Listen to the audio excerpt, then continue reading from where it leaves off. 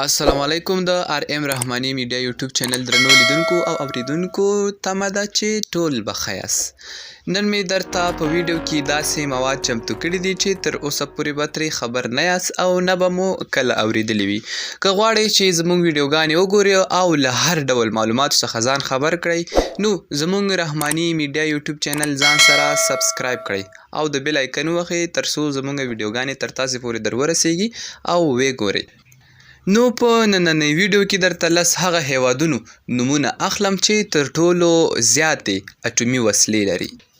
د دغه لسو هیوادونو له جملې څخه یې اول هم امریکا ده چې د 1945 کال راهیسې د اټومي وسلو شمیر 8500 ته رسیږي. دویم روسیه ده. د 1949 کال راهیسې د اټومي وسلو شمیر 4400 ته رسیږي. دریم فرانسه.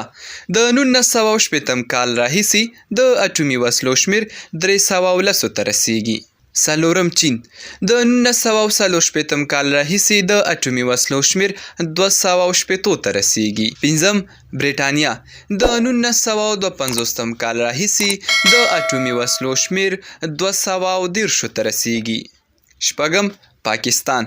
د 1990 کال راهیسې د اټومي وسلو شمیر 120 ته رسیږي. اووم هندوستان.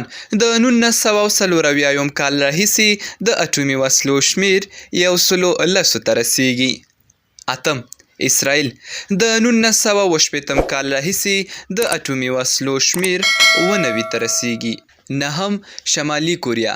د 2006 کال راهیسې د اټومي وسلو شمیر 500 ته رسیږي. او لسم یې هم ایران دی چې 2019 کال راهیسې د اټومي وسلو شمیر 2 ته رسیږي. دا هغه لس هیوادونه دي چې تر ټولو زیاتې اټومي وسلې لري. همدارنګه جنوبي کوریا، ترکیه، جرمني، ایټالیا، جاپان، اندونیزیا، سعودي عربستان، ویتنام، تایلند، استرالیا، مکسیکو او کاناډا هیوادونه هم اټومي وسلې لري. درنو لیدونکو که چیرې ستاسې زموږ دغه ویډیو خوښه شوې وي نو زموږ یوټیوب چینل ځان سره ضرور سبسکرایب او لایک کړئ.